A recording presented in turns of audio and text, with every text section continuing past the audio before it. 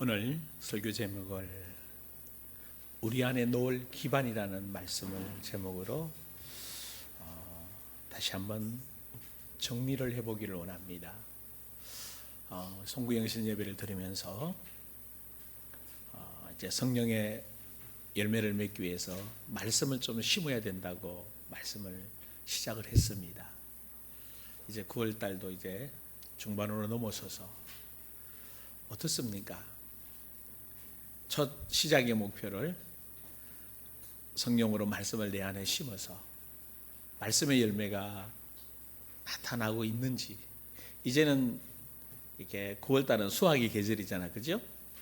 이제는 열매를 거둘 때가 뭐 해졌어요? 됐잖아, 그죠? 여러분이 어쨌거나 말씀을 쭉 들으면서 여기까지 달려왔습니다.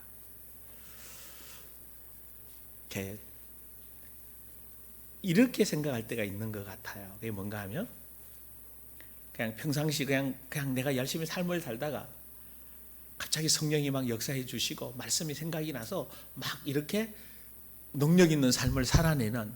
근데 그거 가능할까요? 가능하지 않습니다. 한번 이런 거 한번 생각해 보십시오. 그 유능한 축구 선수가 지난번에 손흥민 선수도 이야기했는데 지금 미국에 나가서 굉장한 이게 뭐 엄청난 연봉을 받고요. 뭐 대단하답니다. 뭐 옷이 뭐 몇 불이 팔렸고요. 티켓이 팔리고 뭐 그 유튜브 짤 나와 있는 것들이 어마어마하게 하고요. 어마어마하게 이렇게 결국 그게 뭔가 하면 다 뭐와 연관되죠? 돈으로 연관되는데 그 한 선수가 그 정도 연봉을 받을 수 있도록 했을 때 어떻게 할까요? 첫 시작을 매일 뭘로 시작할까요? 그 사람은 운동을 할 때 뭘로 시작할까요? 가장 중요한 몸풀기부터 합니다. 스트레칭해서 내 뭉쳐진 근육들을 풀고 또 그리고 뭐 하기 시작하죠? 달리기 시작해요. 그래서 마지막은 뭘로 준비해요? 실제적인 게임을 해서 준비할. 그래서 몸 운동하기 전에 몸을 푸는 것을 너무 중요합니다. 특히 우리 목사님들이 공을 가끔 차는데요, 많이 다칩니다. 왜 다치는가 하면 안 쓰던 근육을 몸도 안 풀고 그냥 운동장 가서 이게 몸은 안 따라가는데 마음이 막 그러면 막 몸을 움직이는, 그럼 거의 사고 납니다. 준비가 안 돼 있는 거예요. 평상시 늘 공을 차던 분들, 어떤 분은 70이 넘은 분이 정말 머리가 희끗희끗했는데 공 잘 차시더라고요. 근데 그분은 매일 차신대. 가능해요, 그분은요. 근데 우리 같이 공 안 차던 사람이 갑자기 공 차면 어떻게 돼요? 반드시 문제가 생겨요. 자, 이게 뭘 말씀드리는가 하면, 말씀도 여러분 동일하고 신앙생활도 동일한 겁니다. 평상시 늘 내 안에 말씀으로 기반이 놓여져 있는 사람이 중요할 때 말씀이 나오고, 중요할 때 기도가 나오고, 중요할 때 역사가 일어나게 됩니다. 그래서 제가 여러분하고 메시지를 하면서 진짜 이 기반을 놓으려고 지난 1년 동안 이사야 61장 메시지를 가지고 계속 이야기했고요. 또 내 안에 오신 성령이 무슨 일 하시는가, 이게 기반입니다. 여러분, 성령 하나님이 인격적인 분이잖아요. 성령 하나님이 살아계시잖아요. 성령 하나님이 오늘도 우리의 삶을 인도하시잖아요. 그러면 여러분은 이제 답을 내놓으셔야 돼요. 지난 한 주간 성령이 역사하신 삶이 뭐냐라는 거죠. 다른 사람은 몰라도 누구는 알아요? 나는 안단 말이에요. 이게 되어져야 조금씩 뭐 해가야 돼요? 더 하나님을 알아가고 성령의 인도 속에 하나님의 원하는 삶을 내 삶 속에서 나타나게 되는 것입니다. 그래서 다시 정리하게 하면서요, 막 66권을 우리가 다 할 수도 없잖아요. 여러분 맥삭기를 성경 쪽 공부하셨는데 레위기 기억나십니까?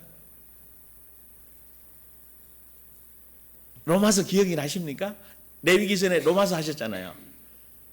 요한복음 기억나십니까? 왜냐하면 사실 그래요. 저도 기억이 안 나요. 66권 이걸 다 뭐 외워가지고 하는 뭐 그럴 수도 없고 되어지지도 않아요. 근데 가장 중요한 거, 내가 하나님의 아들이라는 이 사실에 정확한 기반의 말씀이 가지고 있어야 돼요. 왜 하나님의 아들이죠? 내가 하나님의 아들이라면. 그럼 두 번째가 뭔가 하면요, 그 하나님의 아들을 반드시 주님은 훈련시킵니다. 그게 사복음서예요. 사도들을, 제자들을 부르셔서 그들에게 영접시켜서 자녀 만들어서 그 자녀들을 인도하셔서 제자 만들어요. 그러니까 제자 훈련 시켜서 마지막 그들을 마태복음 28장에 뭘로 보내죠? 사도로, 제자로 땅끝까지 복음을 전하는 사도로 보내십니다. 그렇다면 성령이 예수님을 통해 그 일을 하셨다면 지금도 성령님은 우리를 통해 무슨 일 하실까요? 자녀 되게 하시고, 두 번째는 일꾼 되게 하십니다. 그 일꾼 중에 사역을 잘하는 사람을 사역자로 세워가십니다. 저는 여러분들이 그 사역자의 반열까지 올라가기를 원합니다. 그 대표적인 사람이 빌립 같은 집사였어요. 스데반 같은 집사였습니다. 로마서 16장에 나오는 베베 같은 집사하고 실제적인 사역을 감당했던 사람들입니다. 사도들만 나오는 게 아니라 평신도들도 그렇게 나와진다는 거죠. 근데 그들의 사역자들은 대다수가 뭘 가지면서? 자기 직장을 가지면서 평신도로서 거기까지, 주님이 목표하신 바가 저는 거기라고 생각이 듭니다. 그래서 여러분을 통해서 이제 자녀됐으면 자녀된 기반이 여러분 안에 확실하게 놓여져 있어야 돼요. 나 하나님이 자녀야. 왜? 그 답을 언제든지 뭐 할 수 있어야 돼요? 말할 수 있어야 돼요. 그리고 그 자녀됨을 훈련해 가는 거라. 그리스도 의식으로 하나님 나라를 침노해서 이제 나에게 주신 말씀이 다른 사람에게도 신겨지도록요. 할렐루야. 다른 사람에게도 증거가 되도록. 그래서 다른 사람이 나를 보고 예수 믿으면서 내 아를 통해 그들이 또 치유받고 회복이 일어나고. 그래서 이 치유받은 제자들 중에 일꾼으로 세워지는 역사들이. 그래서 바울이 디모데에게 그럽니다. 디모데에게 뭐라고 얘기하면 충성된 사람들을 세워라. 그 충성된 사람들이 또 다른 사람을 세운다. 이게 교회에게 주신 사명이라고 생각이 됩니다.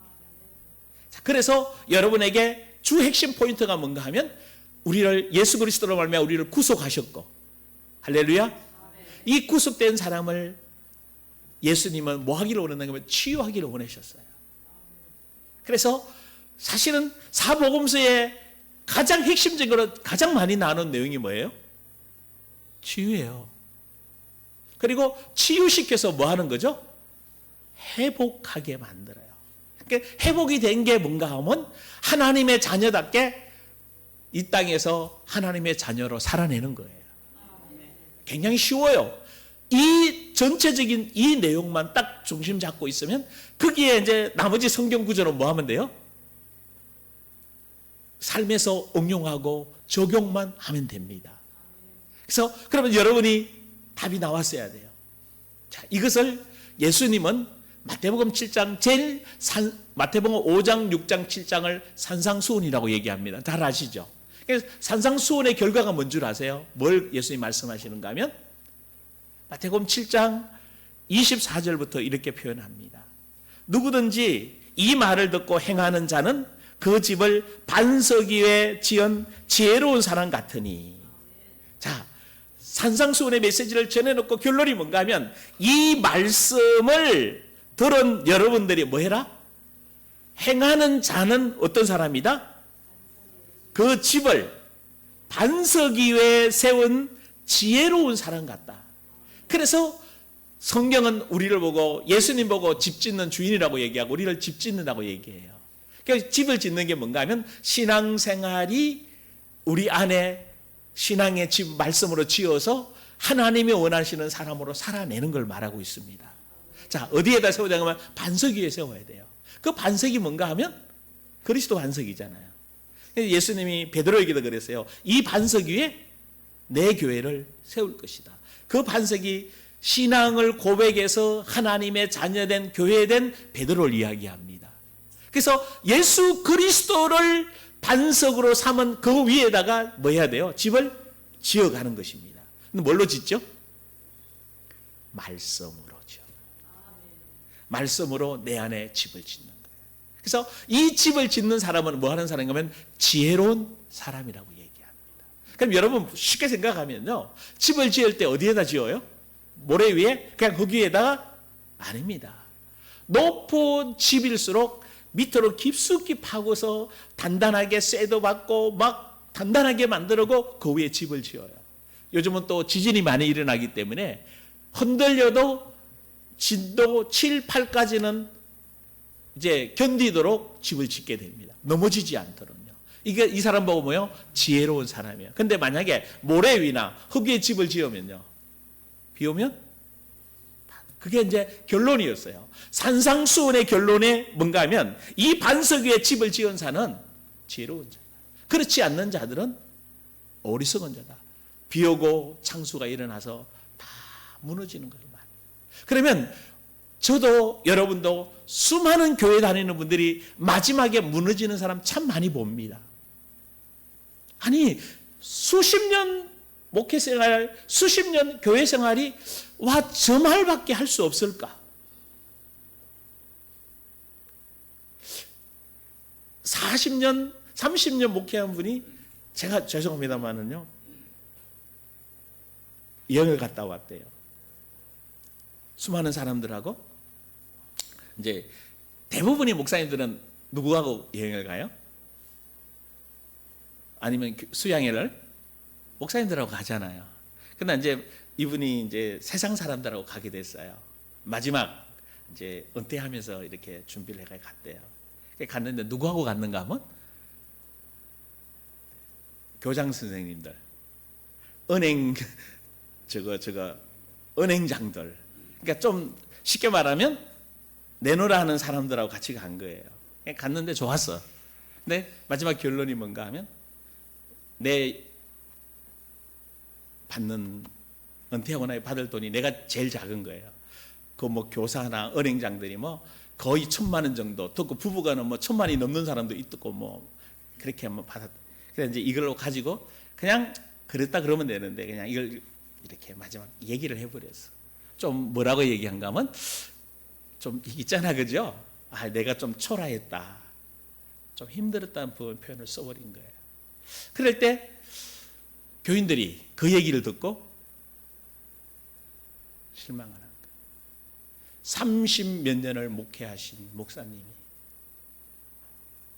마지막 이제 은퇴 얼마 안 남았는데 사실 이렇게 얘기했어야 돼요. 내가 제일 이렇게 젊다. 그런데 나는 여러분들하고 목회한 게 가장 행복했노라고. 아마 그렇다면 교인들이 굉장히 뭘 얻었을 거예요? 힘을 얻었을 거예요. 여러분, 근데 이거를 하려고 한 게 아니에요. 솔직히 내 느낌을 그대로 뭐 해본 거죠? 저는 나쁘다 좋다가 표현하려고 하는 게 아니라 마지막 내가 말하는 이 말이 어떤, 이게 바로 반석 위에 늘 세운 사람들은 거기에 기초해서 말을 하게 되겠지만, 그냥 내가 섭섭하면 섭섭한 말을 하고 힘들다면 힘들다는 말을 하고 어렵다면 어렵다는 말을 했던 사람은 나도 모르게 그냥 내 속에서 나온 말을 뭐 했을 뿐이에요? 했을 뿐이에요. 그런데 그게 나의 뭐죠? 결론이에요. 내 마지막 결론의 말이 그렇다라는 거죠. 그렇다면 나는 어떡할 건가? 나는 진짜 그러면 저보다 훨씬 더 저 은퇴할 때 그 정도 못 받을 거예요. 아, 진짜 생각외로 많이 받아요. 그런데도 불구하고 그렇다라면 저는 이 기반을 다시 한번 생각해 보게 되어졌어요. 여러분이 진짜 나 예수 믿는 하나님의 자녀잖아요. 아멘? 그럼 자녀로서 하나님이 보시기에 정말 선하고 기뻐하시고 온전한 뜻이 무엇인지 매일 분별하며 살았다라면 내가 말하고 생각하고 행동하는 이 하나하나가 그래도 하나님 앞에 반석 위에 세운 지혜로운 사람처럼 말씀 위에 세워진 줄 믿습니다. 그래서 다시 한번 여러분하고 정리하고 싶은 게 있어요. 내가 하나님의 자녀가 되었잖아요. 그러면 적어도 하나님의 자녀는 어떻게 한 게 하나님의 자녀냐. 그래서 이 내용을 여러분하고 한번 설명한 적이 있어요. 에레미야 1장 9절 10절에서 에레미야에게 하나님의 말씀을 주셨어요. 내 입에 내 말을 두었다. 그 말은 생명의 말씀이 저와 여러분에게도 주어진 줄 믿습니다. 저는 항상 여기에 여러분들이 초점 맞추기를 원합니다. 여러분이 말을 할 때 그냥 말하지 마시고 생명의 말씀이 성령님이 하나님이 예수님이 여러분의 주인이 돼서 나와 함께 계십니다. 그래서 여러분이 하나님의 자녀예요. 여러분이 사역자예요. 여러분이 이 시대의 주인공들입니다. 아멘. 그렇다면 에레미야를 통해서 하나님이 생명의 말씀을 가진 사람에게 뭘 하려고 하냐? 한번 좀 잠깐 보고 갈까요? 왜? 이렇게 시작을 해야 되니까.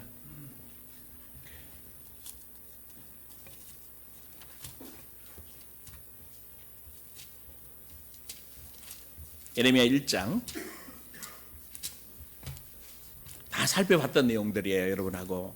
근데 다시 정리해서 여러분 기억 속에 남기를 원합니다. 9절 10절 같이 읽습니다. 에레미야 구약성경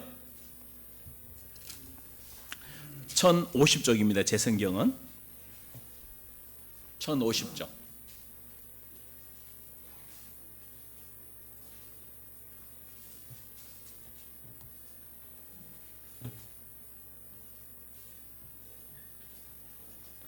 같이 읽습니다.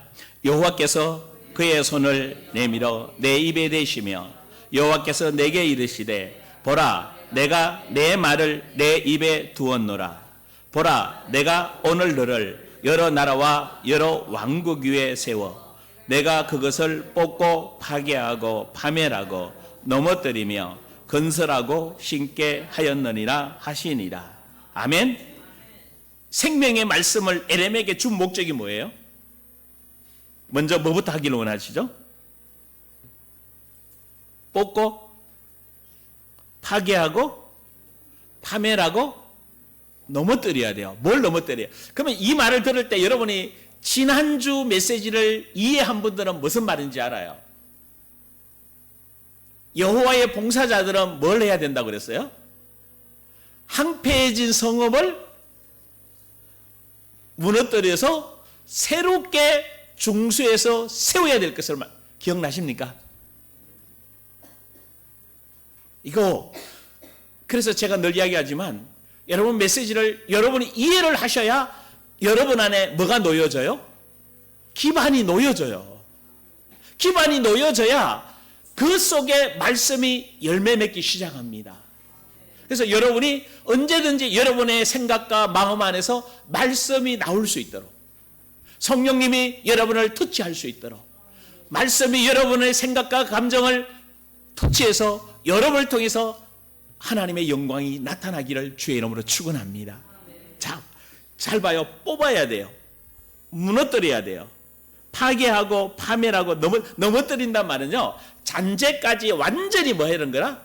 싹 다 없애는 걸 이야기합니다. 자, 오늘 오다가 고은병원 지나기 전에 예전에 어떤 건물이 단독주택이 하나 있었는데 잠깐 세웠더라고. 일자산 교회라는 게 현수막이 붙어 있었어요. 근데 교회가 카텍을 얻는가 보다 그랬는데 어느 날 보니까 뺑 둘렀더라고요. 오늘 오다 보니까 다 밀고 콘크리트로 싹 쳤더라고요. 그게 바로 뭐 하는 거예요? 여기 말했던 뽑고 파괴하고 파멸하고 넘어뜨리는 거예요. 왜? 다 넘어뜨려서 거기다 뭐 하려고? 건설해서 씹어야 돼요. 자, 이게 그러면 지난주 메시지가 딱 이해된 분들은 그 황폐해진 성읍이 누구라고? 오래된 황폐해진 성읍이 누구라고요? 내 마음 안에.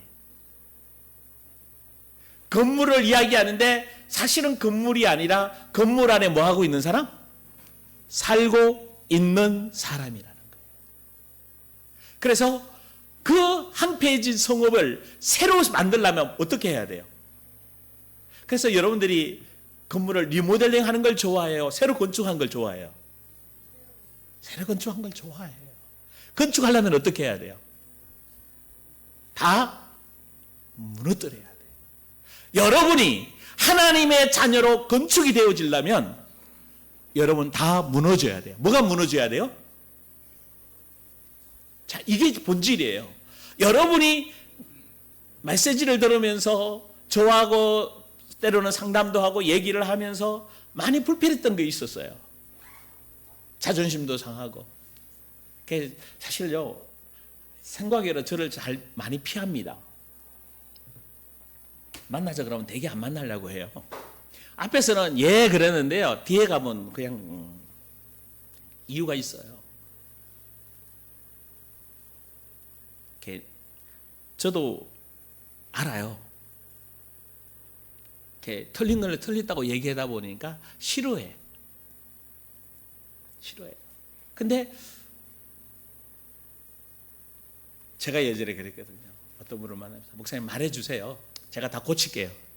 근데 진짜 얘기해주면요, 집에 와서 가만히 생각하면요, 굉장히 기분 나쁜 거죠. 그래도 그렇지, 적당히 얘기해줘야지, 어떻게 그렇게까지 얘기해.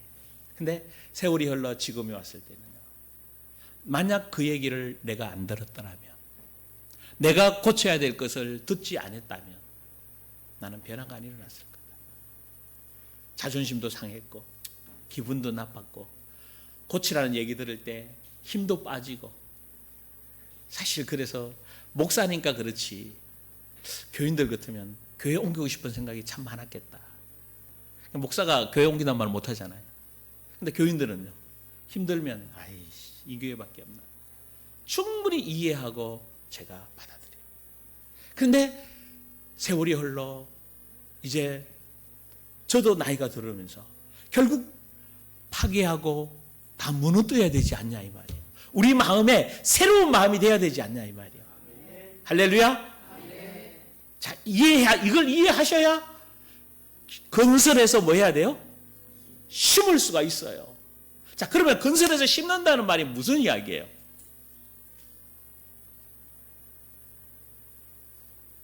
여러분 굉장히 중요하잖아요. 성경을 그냥 말로만 할게요. 마태복음 13장 뭐 씨 뿌리는 비유가 나옵니다. 씨가 뭐라고 말씀하시죠? 하나님의 말씀. 그럼 씨를 어디다 뻗치죠?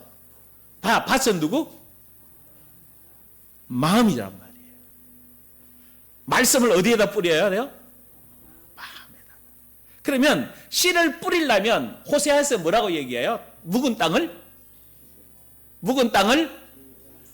기경하라고 얘기해요. 지난번에 우리 얘기하면서 땅주도 기계가 없어서 못해요. 삽으로 파내야 되는데 트랙터나 경기 갖다라고 휙 지나가면 되는데 이게 섭으로 다 파내려면요 힘이 듭니다. 요즘은 시대가 그런 시대니까요. 땅을 씨앗을 뿌리려면 뭐부터 해야 돼요?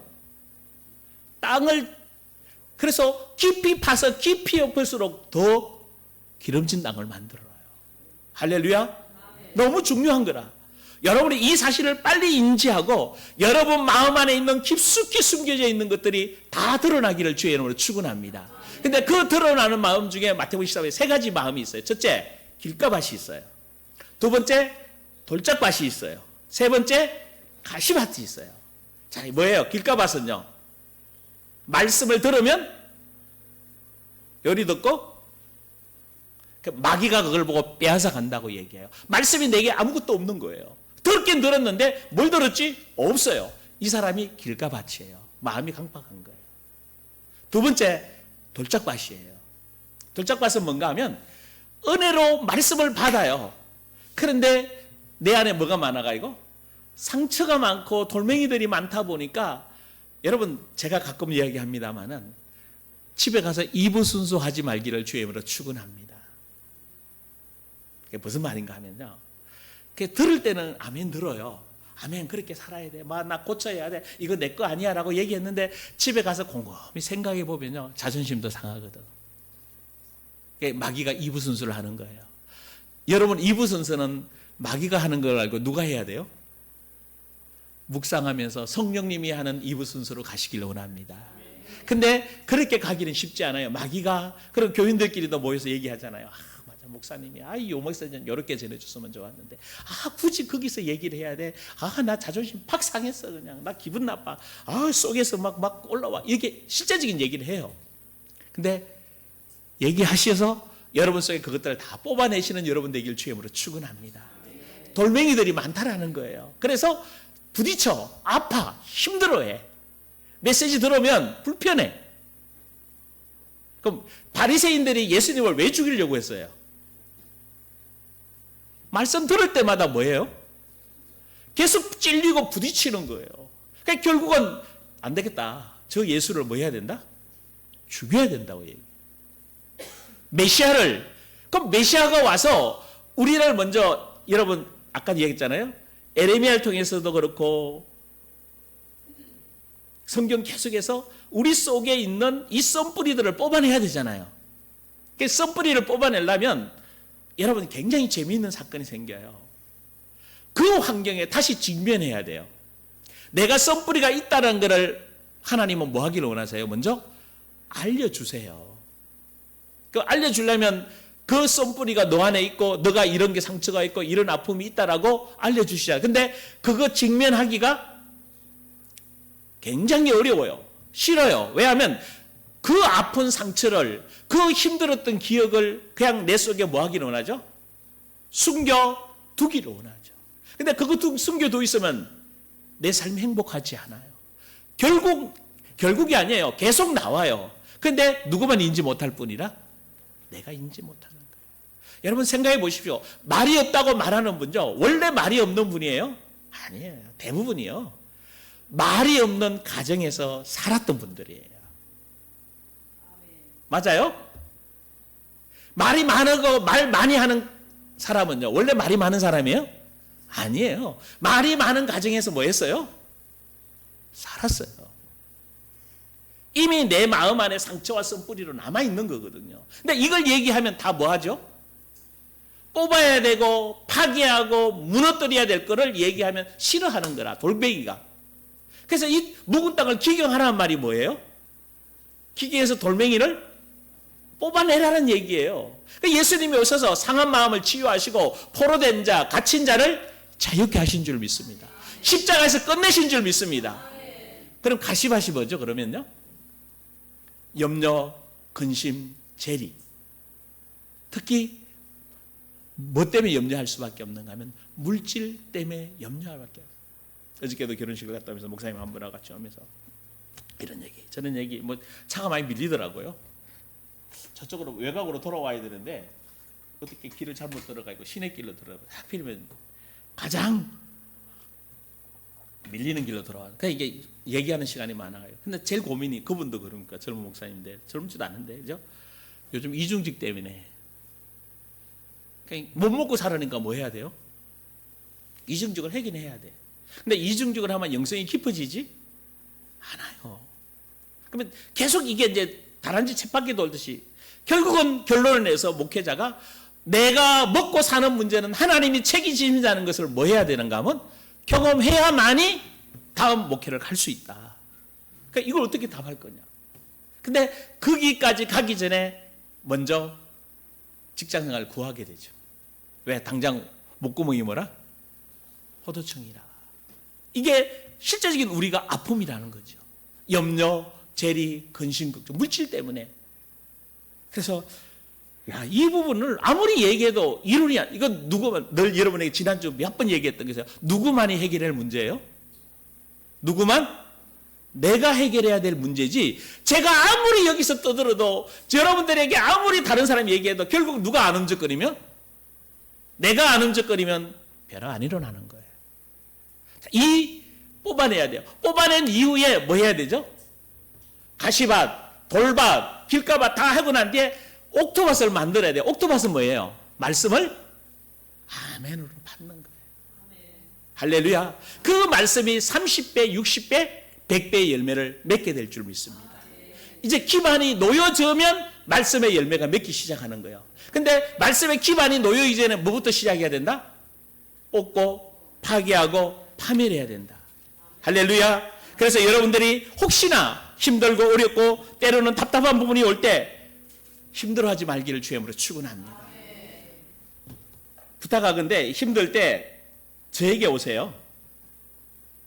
직접 얘기하자고. 목사님 이렇게 힘들었어요 라고 얘기를 하세요. 아멘? 그러면 그 다음 얘기를 할 거 아니에요 제가. 근데 여러분 혼자 꿍꿍대고 있으면 답을 줄 수도 없고 해결점이 나오지지 않아요. 속에 있는 것들을 풀어내야 되거든요. 여러분 다른 사람하고 늘 이야기하지만요, 다른 사람의 환경과 상황이 문제 아니에요. 내 마음이 문제지. 내가 주님과 함께 가면요 어떤 상황도 이겨냅니다. 어떤 사람하고도 잘 지낼 수 있습니다. 근데 저 사람한테는 잘 안 되잖아요. 여러분 재밌는 거 있어요. 어떤 사람하고는 친해져요. 근데 어떤 사람하고는 말도 하기 싫어요. 그럼 우리 이렇게 말하죠. 그 사람이 그래서 말하기 싫어라고 얘기해요. 그래요? 빨리 그래요? 아니에요. 누구에 따라 그게 달라져요? 내 마음에 따라서. 여러분 자녀도 키워보잖아요. 2명, 3명씩 키우면요 사랑이 더 가는 자녀가 있고 덜 가는 자녀가 있어요. 어쩔 수 없잖아요. 여러분 굉장히 재미있어요. 그거 어떻게? 그러니까 내가 더 좋아하는 자녀에게는 희한해요. 더 유하고 부드러워요. 그런데 이상하게 같은 자녀가 내 자녀인데도 잔소리 더 많이 하고 너는 왜 그러냐고 얘기하고 있다니까. 그거에 자녀가 잘못해서 그래요? 아니라니까. 이미 내 마음 안에 사랑의 온도가 차이가 나요. 아니에요? 차이 나요. 여러분 객관적으로 딱 보시라고요. 차이 난다고요. 자, 이런 상황에 결국은 내 문제다라는 거죠. 그러면 하나님은 이 자녀를 만들기 위해서 오늘 본문에 다시 기초를 놓아 봅니다. 하나님의 자녀는 5가지 기반 위에 놓여 있어야 돼요. 적어도 하나님의 자녀, 나는 그리스도인이라고 얘기하면, 첫째, 오늘 본문의 마태복음 3장 16절에 뭐라고 얘기하면 예수님이 뭐라고 말씀하시죠? 뭘 받으시고? 세례를 받으셨다고 얘기했어요. 두 번째는 뭘 얘기하셨죠? 물 위에서 올라오실 때. 세 번째, 하늘이 열리고. 네 번째, 성령이 비둘기같이 임하고. 5번째, 하나님의 음성을 듣게 됩니다. 적어도 자녀는 이 5가지가 되어져 있어야 돼요. 할렐루야. 자, 그 특징이면 첫째가 뭔가 하면 한번 좀 보십시오. 물속에 잠기는 걸 이야기해요. 이 물속에 잠기는 게 뭔가 하면 우리는 세례인데 침례교 성경에서는 뭘로 표현되어 있죠? 침례라고 표현되어 있어요. 뭔가 하면 사실은 물속에 뭐 하는 거죠? 잠기는 걸 이야기해요. 물속에 잠기면 뭐 하죠? 죽어요. 예수님이 물속에 잠기는 것은 3년 반 후에 일어날 십자가 사건을 이야기해 주고 있습니다. 내가 십자가에서 죽는다는 얘기예요. 이것이 이해가 안 되면 로마서 6장에 가서 읽어보시면 돼요. 예수와 함께 내가 세례받아 죽었고 그리스도와 함께 부활했다고 얘기합니다. 이 세례는 앞으로 3년 후에 있을 십자가예요. 그러면 예수님이 십자가에서 죽을 걸 이야기하면 세례는 뭐 한 거다? 죽는 거다. 그러면 그리스도인들은 하나님의 자녀가 되려면 반드시 뭐 해야 된다? 첫째, 죽어야 된다. 여러분이 힘드는 원인이 어디서 나오는 거예요? 안 죽어서. 그러니까 십자가에서 제일 고통 없는 방법은 뭐밖에 없어요? 정답 이야기했어요. 뭐 하는 방법밖에 없어요? 십자가에서는 발부둥 치면 발부둥 칠수록 뭐예요? 더 힘들어요. 십자가에서 빨리 죽는 제일 편안한 방법은 빨리 죽는 방법밖에 없어요. 아멘? 여러분이 나 힘들어요 안 돼요 라고 얘기한 분은 여러분 안 죽어서 그래요. 내가 그리스도와 함께 뭐 했다?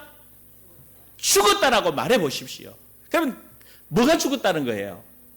자, 여러분 많은 것들 이야기했는데 이것만 자꾸 마칠게요. 마태복음 15장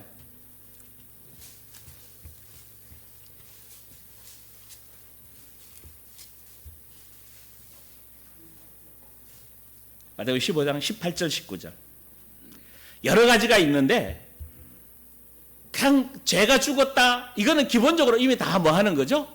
더 구체적으로 이제 이미 자녀되었기, 예수를 믿고 자녀되었기 때문에 마태복음 15장 18절 19절 같이 읽습니다. 시작.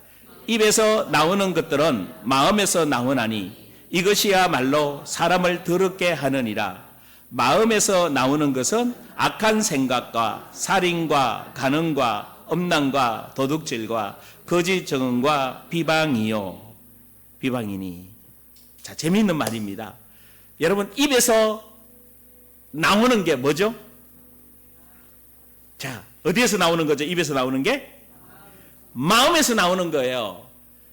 나 원래 그런 사람 아니에요. 여러분이 말이 그친다든지, 많이 좀 힘들다든지, 많이 외롭다, 나 쓸쓸하다, 이게 어디에서 나오는 거다? 내 마음 안에서 나오는 거다. 근데 그 마음 안에 뭐가 있다? 악한 생각, 분노, 악한 생각, 미운 생각, 수없이 여기서 다 나와요. 그리고 두 번째 뭐가 나오죠? 이런 거잖아요. 좀 내가 분노가 일어나면 뭐 하고 싶어요? 죽이고 싶죠. 실제 얘기 아니에요. 지금 그래서 사건이 많이 일어나고 있잖아요. 그 다음에 뭐요? 간음. 얼마나 음란해요. 여러분, 영적으로 뛰어난 사람도 그냥 쓰러져요. 그래서 우리 가끔 그런 얘기입니다. 제가 그런 얘기입니다. 항상 사모님하고 같이 다녀. 이기는 방법은 뭐밖에 없어요? 부부관계가 좋아야 돼. 부부관계 나쁘면 문제 생겨요. 할렐루야. 여러분, 부부관계 좋으면요 절대 간음의 문제 이겨낼 수 있어요. 근데 부부 사이가 안 좋으면요, 어떤 목사님이 미국에서 왔어요. 근데 자녀들이 영주권을 가지고 있고 부인도 영주권을, 미국 사람이에요. 왔다가 갔다 왔다 갔다 해야 돼요. 이분이 목회 적고 가셨습니다. 자기는 이렇게 표현하고 가셨어요. 나 건드리면 넘어가. 그래서 이제 목회 안 하고. 장로님들이 정말 말렸거든요. 그 장로님이 말리는데도 사표 쓰고 부인 가서. 왜냐하면 내가 여기 더 있다가는 내가 망가지니까. 저는 현명하다고 생각이 듭니다. 부인이 같이 와서 목회를 해서 모르지만 혼자 있으면 문제 생기거든요. 더구나 큰 교회. 그래서 여러분, 이런 것들이 다 어디서 나오는 거다? 내 마음에서. 나는 안 그래? 천만에. 여러분, 미운 생각, 섭섭한 생각 다 다음에 이야기 이제 할 겁니다. 이 기반이 여러분 안에 뭐 하기를, 특히 연세 드신 분들 섭섭함이 없어지기를 원합니다. 왜 이렇게 뭐가 잘 찾아오죠? 조금만 말 들으면 저것들이 나를 무시해? 무시하지 않아요. 특히 여러분, 자녀들하고 얘기할 때 무시한다고 생각하지 마십시오. 자녀들의 사고방식이에요. 그 젊은 아들의 단어예요. 우리 같으면 식사하세요라고 얘기하면 안 먹어 그러면 부모님이 안 먹으면 어때요? 3번 얘기해요. 근데 요즘 젊은 애들은요, 안 먹어 그러면요 끝이에요. 그럼 왜 그래요? 라고 하면 안 돼요. 우리 소영이 자매 어때요? 그렇죠? 안 하는데 뭐 굳이 몇 번씩 얘기를, 그거 왜 그래? 한 번에 끝나? 그냥 젊은 이들 대화가 다 그래요. 한 번 딱 얘기해서 안 되면 뭐요? 근데 어른들은 그러잖아요. 그래도 아니 왜 그렇게 살아? 왜 이렇게 복잡하게 살아? 간단하게 여러분, 이게 사고방식이 시대가 전혀 달라요. 그래서 부모 세대의 단어하고 우리 소유기 자매의 세대, 소유기 자매하고 설의 단어하고 또 달라요. 굉장히 다릅니다. 그래서 자녀들하고 얘기해서 연세 드신 분들 섭섭하다는 생각 버리시길 주님으로 축원합니다. 그들 오히려 품어주고, 그럴 때 그러면 그래야지. 한 번 더 얘기해 줘야지. 우리는 그렇게 살았어. 그래서 이제 자녀들이 그래 그러면 아이고 또 나 때 나오는구먼. 그래, 나 때에는 그럴 수밖에 없고 우리는 그렇게 살았어. 이해해줘라고 얘기하면서 대화를 풀어가야 됩니다. 섭섭하게 가서 꽁 하고 있으면 안 돼요. 꽁 하면 누가 당하는 거예요? 내가 당하는 거예요. 내가 지는 거예요. 풀어내기를 주님으로 축원합니다. 다음에 마가복음 좀 봐야 되는데, 자, 여러분 안에 기반을 세우기를 원합니다. 자녀됨의 기반이 무엇인지 5가지를 이야기했어요. 이 5가지가 여러분 안에 던데, 첫째가 뭐다? 세례받는 것은 죽은 것이다. 내 마음 안에 올라오는 부정적인 사고, 불편함, 힘들었던 거, 어려웠던 거, 외로웠던 것이 더 이상 내 생각 속에서 나오지 않는다. 이것이 진짜 예수와 그리스도와 함께 죄와 저주와 심판 모든 것이 다 해결된 사람은 이제 그리스도 안에서 새 마음이 나와야 됩니다. 새 삶이 나와야 됩니다. 이 기반이, 내가 그래서 이런 악한 생각이나 혹시 섭섭한 생각, 미운 생각 올라올 때 그리스도와 함께 뭐 했다? 나는 죽었다. 내 거 아니다. 나는 행복한 사람이다. 근데 누가 심어 넣어줘야 돼요? 누가 심어 넣어줘야 돼요? 행복한 사람을? 내가 심어 넣어줘야 돼. 나 행복한 사람이야. 나 행복하고 기뻐서 나 행복을 전하는 사람이야. 할렐루야. 세례받은 여러분이 새 사람에서 이제 이 5가지 기반, 여러분 안에 진짜 반석이 바로 세워져서 아름다운 열매 맺는 여러분 되길 주의 이름으로 축원합니다. 1분만 기도하시죠.